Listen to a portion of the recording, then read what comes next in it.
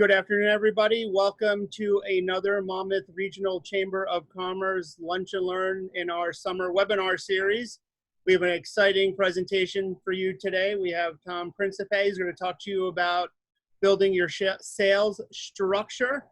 I'm not going to talk anymore. I'm just going to turn it right over to you, Tom.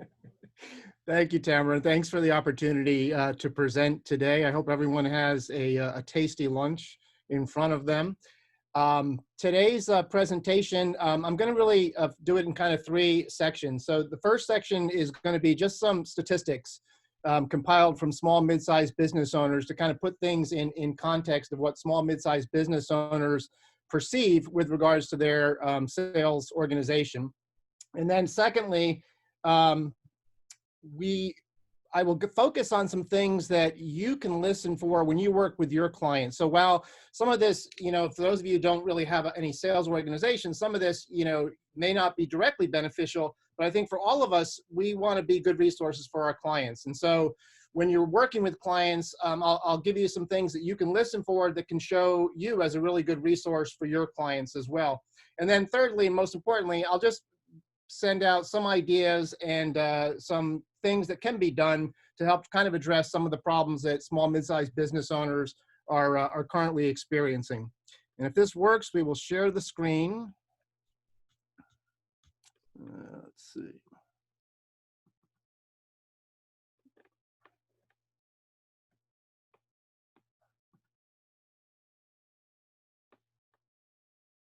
Oops, not that one.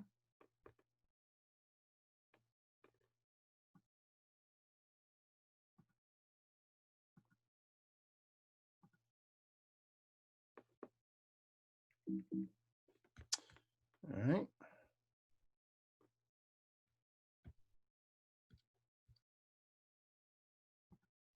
Okay, can everyone see the screen? After several tries. Okay, so I'm going to go to a screen show here. Okay. So for those of you who grew up in corporate environments, some of these statistics may seem a little bit surprising to you. However, please keep in mind, this is compiled from hundreds of surveys that we've done with small, mid-sized business owners. And please keep in mind, unlike the corporate world, many of these small, mid-sized business owners, they don't have the time, they don't have the resources in many ways to be able to accomplish some of these things, but still the results are somewhat, I think, eye-opening. So there's some of the statistics. So 5 out of 10 small, mid-sized business owners have not had anyone travel with their sales reps on a sales call in the past 12 months. 6 out of 10 don't have individual sales quotas. 8 out of 10 don't have any type of forecasting tool or process. This one's a little bit bothersome. 8 out of 10 haven't performed an annual performance review on their sales reps in the past 3 years. 9 out of 10 don't have a customer relationship management system, or it's typically referred to as a CRM, and many of them don't even know what that is. This is usually a big one. 9 out of 10 don't have a compensation plan that incents the behavior they are seeking.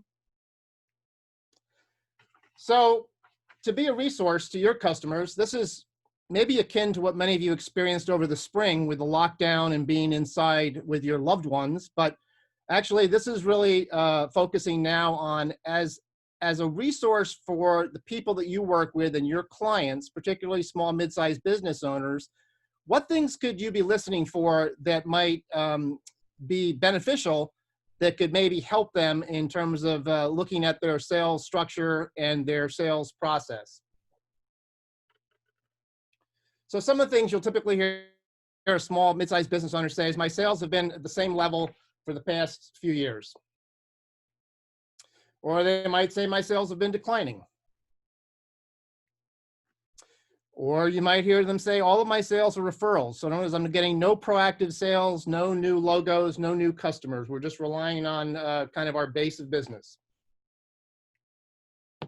I can't find the right salesperson. This is one that will keep a small business owner up at night. Too much of my annual revenue comes from a couple of clients. So the question a lot of small business owners ask on this one is, what if I lose one of those customers? I've just cut my revenue almost in half. And those are not typically easy customers to replace from a revenue standpoint. The sales team is not following my corporate or our corporate directives. And this is a common issue. It occurs actually in big companies as well as small companies, misalignment of goals and objectives. And that's a common thing that actually throws things out of alignment. So your salespeople are doing something that is really not in line with what the corporate values and the corporate objectives are when it comes to revenue. We have a seasoned sales team. So this falls in what I call the protected veterans status. There's two camps here. One is I would call complacent, and the second is committed. I'm not going to focus on the complacent today, but I will say, as far as committed salespeople that have been around for a while, don't assume that they don't need guidance. Don't assume that they're not looking for people to kind of tap into their knowledge and their experience level, and how that can benefit, you know, the rest of the sales team as well. I'll never forget when I was a regional sales manager, I worked with a seasoned rep. His name was Gary, and he was a little bit abrasive because he'd been around a long time, but he was very, very successful. But people avoided him because he was just one of these people was very opinionated. And after spending, 8 hours out in the field with him, I learned a heck of a lot from him. And not only that, but he was actually very, very appreciative that I was the first sales manager that ever came out and actually worked with him out in the field. And like I said, I learned a heck of a lot. And it was things that it made him feel good too, things that we could bring back to the team.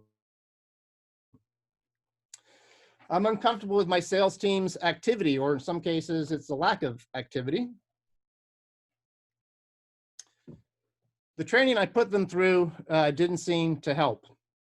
And sometimes training programs, as this slide depicts, are somewhat outdated and they need to be more dynamic.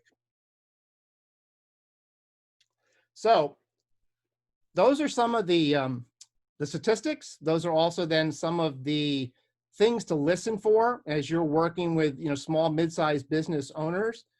But more importantly, here's some thought starters in terms of why sales are not increasing as planned. But more importantly, what can the small business owner do about it? So the first issue, no weekly sales meetings.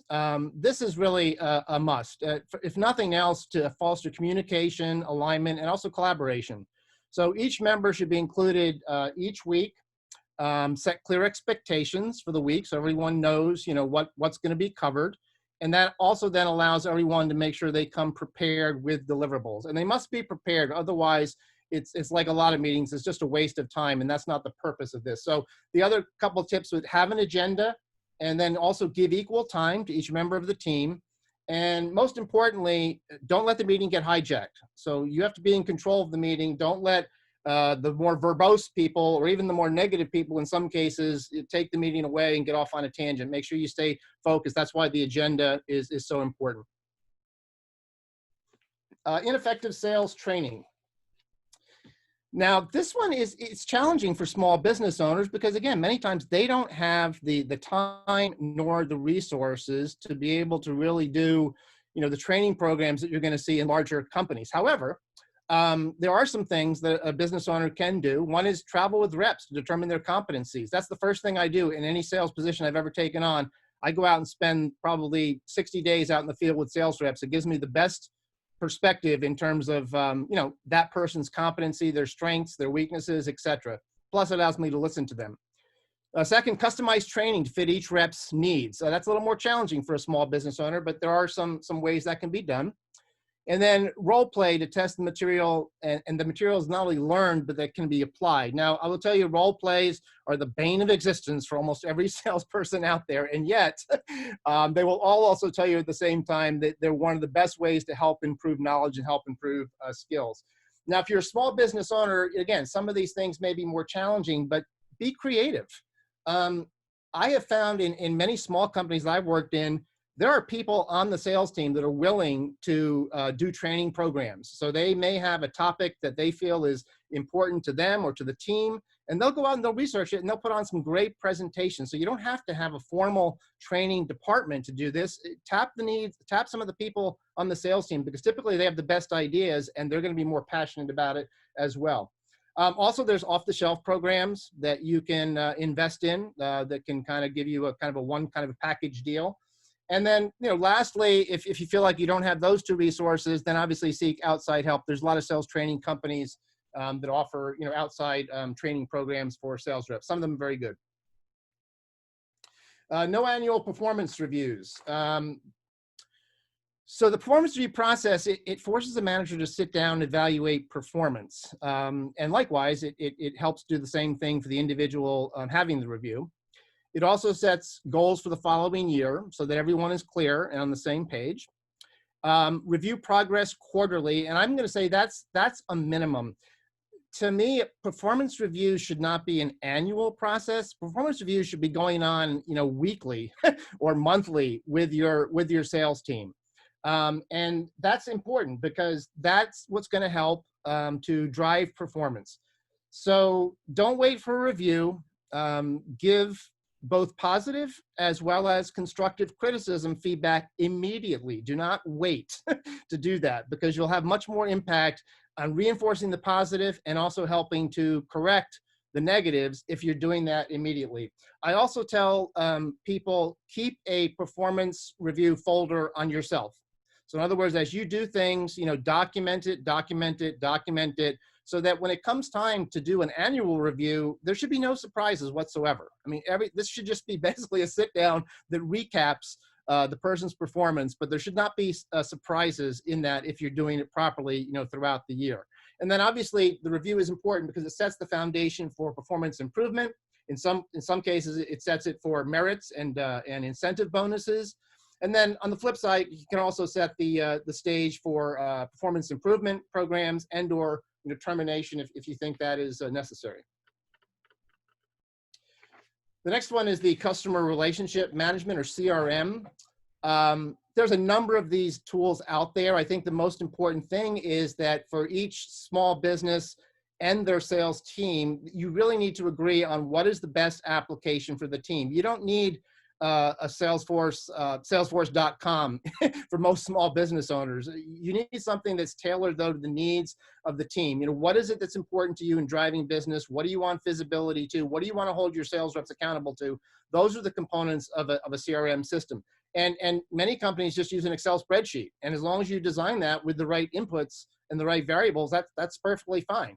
The main thing is that it's got to be a centralized depository where activity can be stored as it relates to how your customers are being managed. And then the important thing is that all departments, or the appropriate departments, should have visibility to that, so that everyone has a view into activities and how deals are progressing, how the relationship with the customer is progressing. No sales pipeline or forecasting tool. This is kind of like, it's like going on a trip without a GPS. You need to have a forecast to help set the direction to drive your revenue.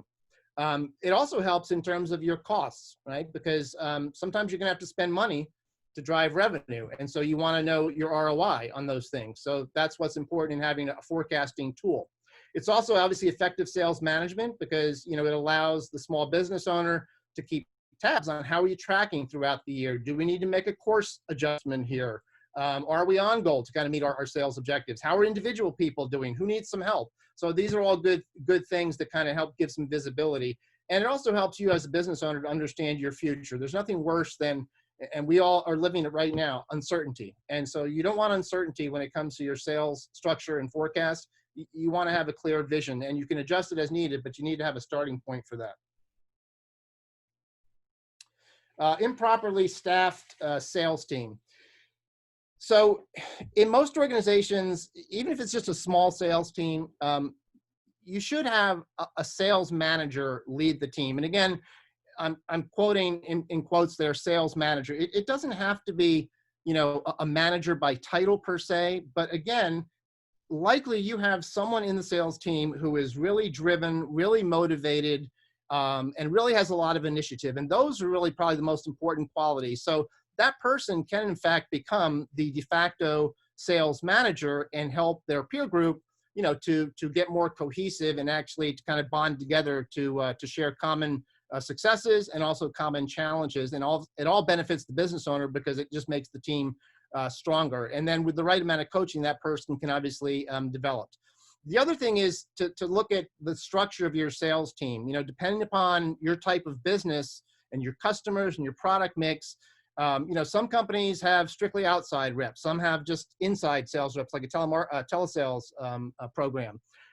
There's the hunters versus farmers. Hunters are the ones that they love the thrill of finding customers, tracking them down, and closing the sale, whereas the farmers are a little more account driven. They prefer to build the relationships, keep the relationships going, and as that, continue to build sales through that kind of network of customers they've established and cultivated.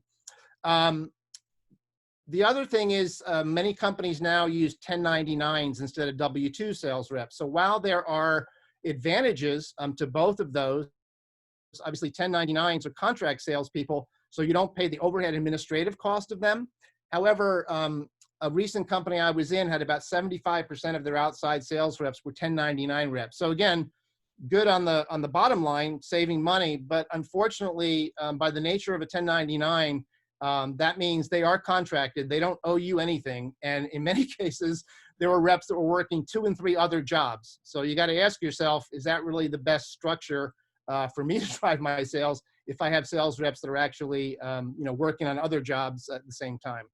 And then also the right sales structure is also based on, are you going to set it up on accounts? Is it going to be a geographic type of territory? Is it going to be a product mix, or is it going to be an industry focus? Those are all the things that are important in terms of developing the right kind of sales structure for your particular business. No clearly defined sales metrics is another thing that can be and should be addressed. Set the proper activity levels. So, sales is a numbers game. So typically it starts with calls per day. And so that's a very simple metric. It should be tracked. It should be recorded because more calls generally equals more customer contacts, more leads, etc. So that's what's important about the sales metrics piece of this. It also provides reps some guidance. What's good and what's bad. So in other words, if my goal is, I should be making, 10 customer calls per day and I'm only making 5, that readily then is an area that I can focus on and I can improve on. And it helps in that regard because it helps determine my future trajectory and my success before it's too late. You don't want to realize, at the end of your revenue cycle that, oh, geez, we should have made more calls. We should have gotten more customers and so on and so forth. No defined sales process. So each step in the sales process really should be clearly stated. So again, every sales rep knows that the process from lead generation to prospecting to needs development to qualifying leads to obviously closing a sale. And whatever terms you use in that process, that's fine. It can be your own nomenclature, but it should be the same and it should be uniform for everybody, because what that does is it gives your business a common language and a common understanding of where you are in the sales process. And it helps both from a micro as well as a macro view. Also define checkpoints for each part of the sales process. So what exactly is a qualified lead? Okay, you need to really kind of put some bullet points to that. What is a prospect? Because many times in the sales process, reps want to accelerate that sales process. And as a result, you end up bringing quote unquote qualified leads that are really not qualified leads. They're not the decision makers. They're not in a position to make a decision. So that's why it's really important to define each of those steps in the process. And then also determine what's the needed information. So if I have right now a prospect, what do I need to do to get them to that next level, which might be a qualified lead? And so that needs to be understood as well. Now, this is one that is probably one of the most visible things, and fortunately, one of the things that can actually be corrected. So the comp plan doesn't incent the correct behavior. So the first question is, will it be exploited as planned? And you should realize that good salespeople will always find a way to exploit the compensation plan. Sometimes they're going to do that to your benefit, and sometimes they're going to do that to their benefit. So that's why it's important that the comp plan should be a win-win, both for the sales rep, because you want them to make money, but it's also got to be a win for the organization, and it's tied to your revenue goals and forecasts, because otherwise, like I said, sales reps, they will take advantage of it, and they will figure out a way to maximize it for them, but you may not get the revenue fall to your bottom line. And then the other important thing is, your comp plan is also going to be what will help you acquire the right talent and the right salespeople. A sales leader I worked with one time, he said, a sales force moves on its pockets. And that is very true. So the first thing they're going to look at when they come to interview is, what's my compensation? How much is base? How much is incentive? Is the incentive plan capped? So those are all things that are really important in developing the right comp plan, because it will be the thing that attracts top talent, and it will be the thing that keeps top talent as well. And then the last thing that could and should be addressed is a shared and very detailed business plan. So if you have a plan in place, it's like anything else you do in your life, right? If you have a plan and you follow that plan, your probability of hitting the desired goal is much, much higher. Also, you're able to kind of track, how are you doing? Are we on our way? Are we there? Are we almost there? How much farther do we have to go? Those are the questions my kids used to ask me when we used to go on vacation. And then it also allows you to kind of align account lists with corresponding decision makers. And again, the decision maker is so important. I can't tell you how many salespeople waste their time with talking to the wrong people that are not going to make the decision, and yet because they have a relationship with them or they feel good about the interactions, they're wasting their time, because you need to find the person that's really in charge of making the decision if you're going to get a sale. And then also your business plan has to include deadlines, and most importantly, accountability. And sales reps, like any other person or organization, need to be held accountable, and that's what's going to be most important. And actually, most good salespeople, they actually appreciate that. They like being held accountable.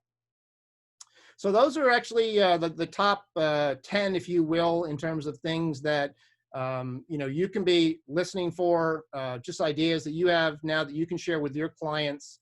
And it's really, comes down to, if you put the right people and the right process in place, that's what's going to help generate profits. So thank you, everybody, for taking the time. And if there's any questions, I'm happy to address any questions that you have.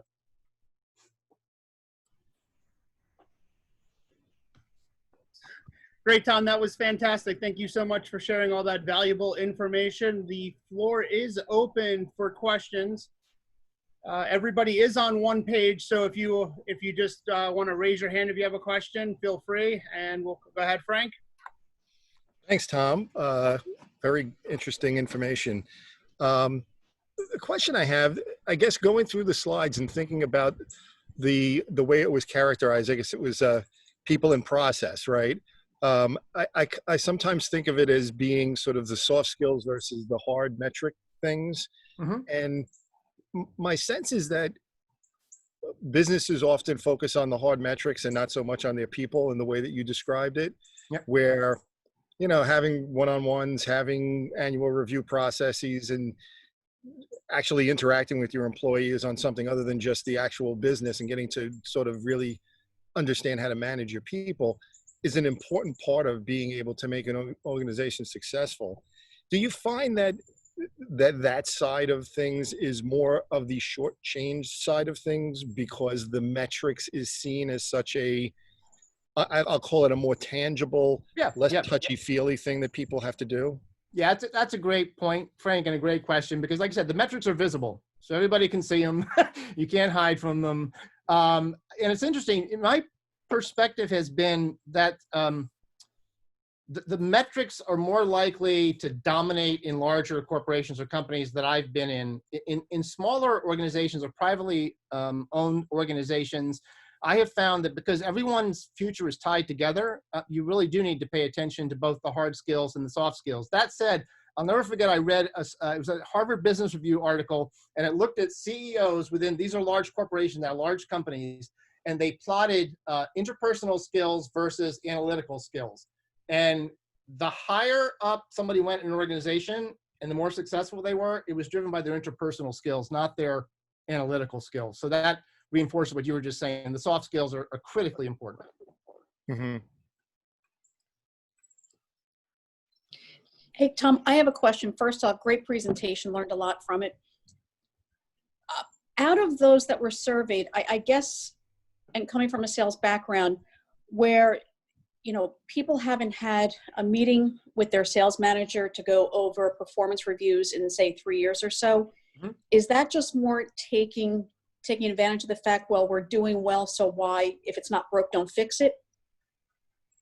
Yeah, so it's a couple things. So first of all, again, keep in mind that survey audience were actual small, mid-sized business owners, okay? So this is how they were reflecting on their sales structure and processes. And yeah, I think part of it is, yeah, we're doing okay. Our sales are okay. Why do we need to do formal review processes? Plus, anyone who's lived in the corporate world knows that it's like role plays. Everyone hates the performance review process because it's just not, sometimes it's just not a great, process. And the companies I've been in, they're smaller companies that we kind of come up with our own. It's much, much more effective because it addresses the important needs, I think, that each individual needs. But that said, I think the other thing for small, mid-sized business owners is it's time. It's time and resources. They're so busy running around with their hair on fire, they don't have time to conduct, formal reviews, let alone set up a process for that. Sometimes they may not even have an HR function in their company, which makes that even more challenging. So, yeah, I think it's not necessarily negligence. It's just, there's so many other things going on, but that's why that's such an important piece of any small business. Yeah. Thank you. Mm-hmm. Anybody else have any questions for Tom? Tom, you wowed them. They don't have any questions. Well, like I said, hopefully, I pride myself, like all of you do, in trying to be a resource for my clients. And so I think that's the value of this. You can now be a much better resource and tune in to issues that your clients may be having. And if you hear any of those things, then, that's kind of a red flag that you should pay attention to, because if you can help your clients, that's a good thing. And I don't, whether you do it with whoever, that's immaterial to me, but it's about being a resource and helping your clients. Excellent. Tom, I got to say, I'm a sales team of one. And that's how it is with, you talked about the 1099s, and it's in a position when it is you're on your own, the hard part is the accountability part. And a lot of what you said, though, as an individual can still apply to yourself, as long as you set the time to evaluate and reevaluate. And that's where the CRM comes into play big time also. Yep. It's not just client relationships and management, but it's also, depending on the tool that you use, a lot of tracking to see where things are going and where things are coming from. So it really was good stuff, and sort of was good ideas, as well as, oh, wow, I'm doing that already, but from a different perspective. So thank you. Yeah, the other thing with the CRM system that I should have mentioned is, keep it relevant and keep it simple. Because again, most sales reps, they don't like the administrative stuff. So it's got to be something they see as being easy to use and, more importantly, relevant to helping them get sales.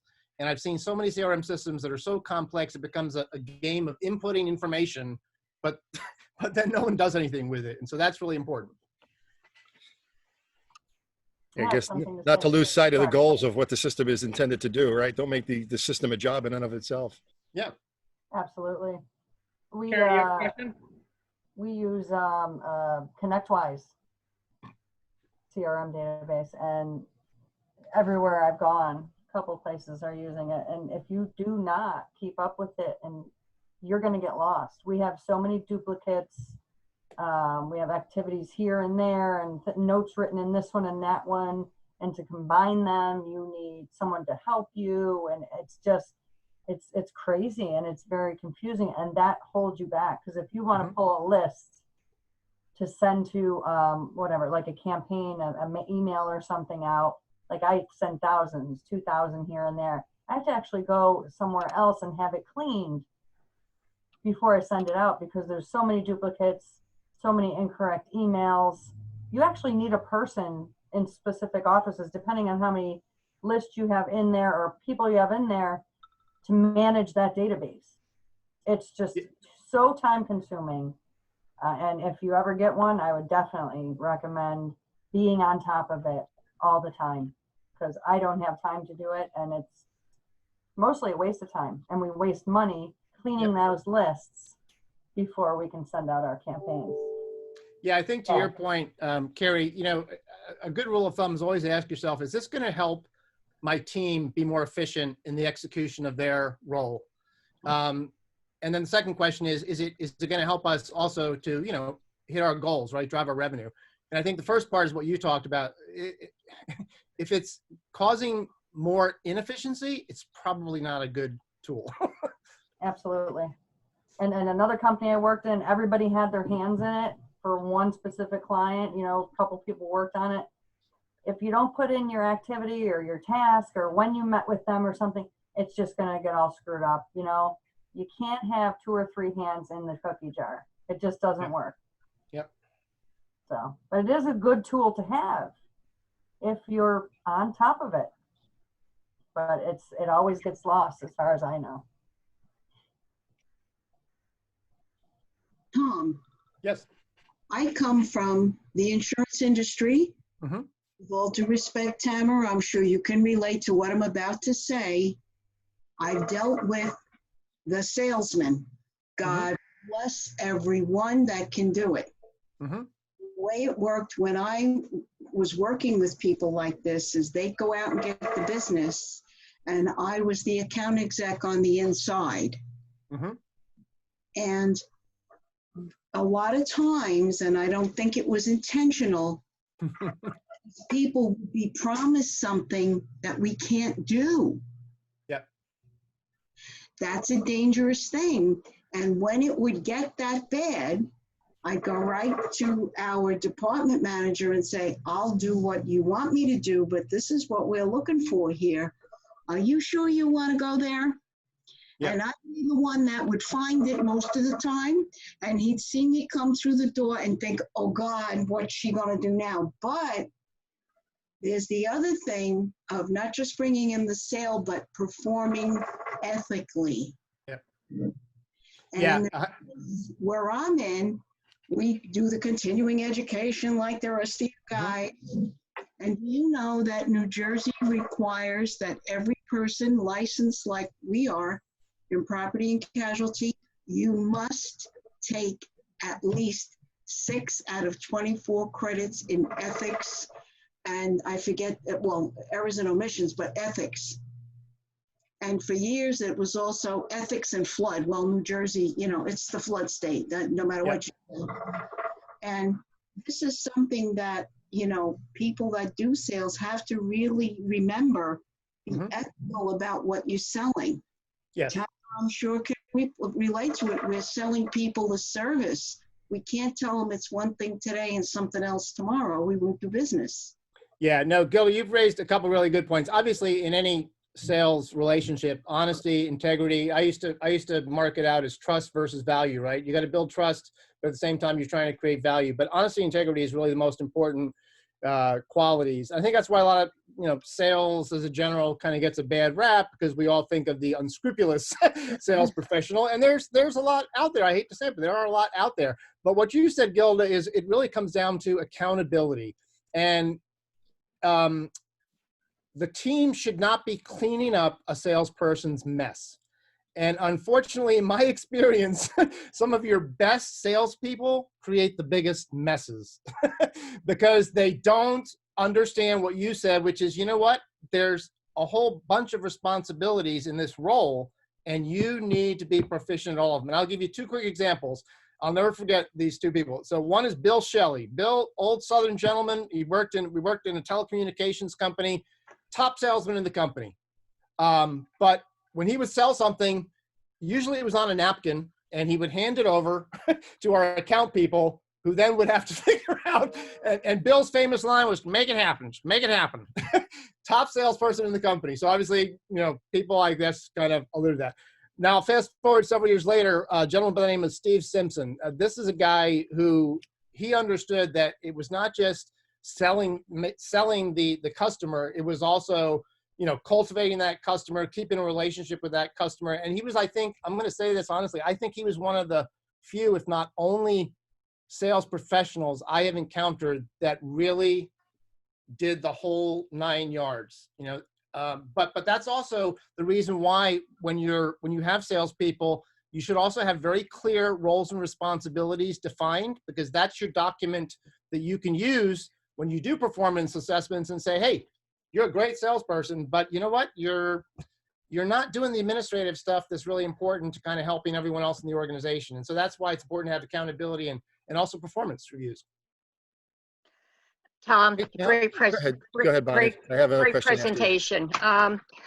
I started out my career in the insurance industry as an account manager. I went into sales, then I went into underwriting for several companies for 7 years, and then I came back out into sales again. And so I've gone the whole circle. So it's made me much more aware of every step that goes on in the process. And Jill is very, very correct. And our ethics they have us nailed to the floor, our feet, with our ethics that we have to carry every year. I think as a salesperson, people buy from people they like. And I think that in the initial process is when you build that relationship of trust and professionalism is what gains that respect and loyalty from your clients. And that's something that must be continued in an ongoing way through the relationship year to year. Yes, agreed. Hey, Tom, I had another question. At one point in your presentation, you were talking about sales goals, and obviously having goals is important. How important is making sure that the company goals and that they match up with what the people who are in the sales force feel they can do? Yeah. So in other words, are those collaborated goals, or are those in one direction? And how important is that to do one or the other? Well, I think the answer to your question, Frank, is in exactly what you just said. How are those goals derived? Are they collaborative or are they directive? I know in some big corporations that I've been in where goals kind of get passed down and then kind of trickle down the system. Unfortunately, by the time they get down to the people that are executing it, there's just no alignment whatsoever. And the best example that I can give is sales and marketing teams. I spent some time in marketing as well, but if my goals were aligned to corporate revenue, whereas that may not be what the sales team's goals were aligned to. And as a result, we were constantly kind of at odds trying to fix that, trying to address that, versus a collaborative process where everybody sits down and is on the same page. And that's really the best way to do it. And again, it seems to happen more in smaller companies because everyone's future is tied together, as I mentioned earlier. But there's no reason why it can't be done in larger companies as well. It just starts with, what are we trying to do from a corporate level? And then how does that actually trickle down to the rest of the people in the organization, especially the salespeople that have to then drive that and execute that. Right. Because what makes me think is, going back to things Bonnie and Gilda said, I would imagine that if people feel under pressure to have to hit something that's unrealistic, that's when you start to see ethical standards and other corners getting cut, and people just start doing stupid things or self-interested things that are not in the best interest of the larger corporation, although they may hit their sales numbers. Yeah. So to your point, money can corrupt, right? So you better make sure that again, and also it's okay to revisit your goals. If for some reason, because many times we're trying to set these at the beginning of a fiscal year. And there's uncertainty out there. I mean, look what's going on right now. So, so it's okay to go back and say, you know what, we thought we were going to hit X growth, revenue, whatever. And it's clear now that we're not going to do that. So let's, step back and take a look at, what's more realistic based on our circumstances right now. Mm-hmm. Tom, I have a quick question. I missed the first 15 minutes and I apologize. But when you Some say that was the best 15 minutes, Bonnie. It'll be on YouTube tomorrow. Don't worry. Oh, okay. when you go into a small to mid-sized business to do this, to help them set it up, well, how much time does it usually take for you to do that? Yeah, it's a great question, Bonnie. It really depends on the company and their specific situation. So, for example, there's a client I'm getting ready to engage with now. This is a gentleman who's been in business 35 years, and so he's got a business, and he's actually got 3 defined customer books of business. So he's doing well, but I think his concern is that he feels like he could do more in terms of growing the company and building out the company to be stronger. And his objective, one of the things he shared with me, was that he wants his company he doesn't want to be complacent. He wants to grow the company so that he can hand it over to the next generation of leaders, and they have, a new fresh start and also a strong foundation to build on. So in that case, it's going to involve, really, it's just like a 30-day process where I'll spend usually, 1-2 hours a week meeting with the business owner, the sales team, relevant people in the organization. And within 30 days, I'll come back to them with, here's kind of an overall assessment. Here's the drivers where you're doing well. Here's the drivers where you need to kind of consider improving. And more importantly, it's here's the top 3 things that are going to make the most impact. Because I tell people, you can't boil the ocean.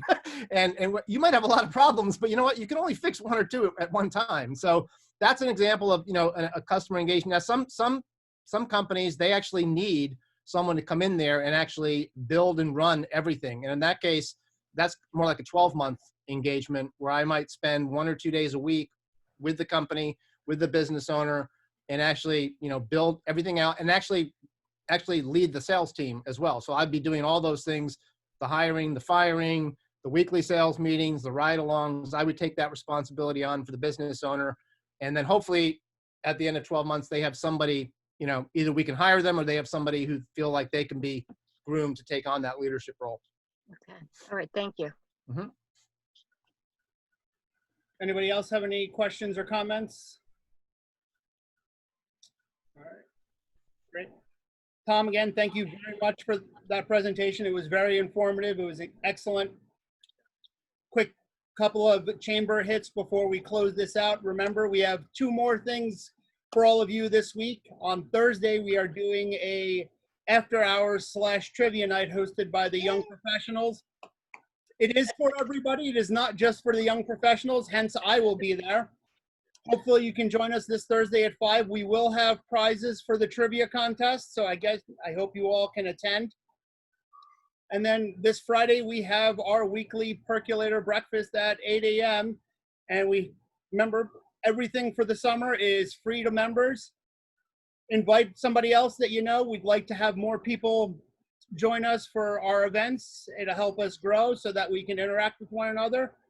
I hope you found today's presentation informative, and we hope to see you on Thursday at 5. Have a great rest of your day, and we'll see you on Thursday. Thank you, everybody. Thanks again, Tom. Thank you, Tom. Thank you, Tom.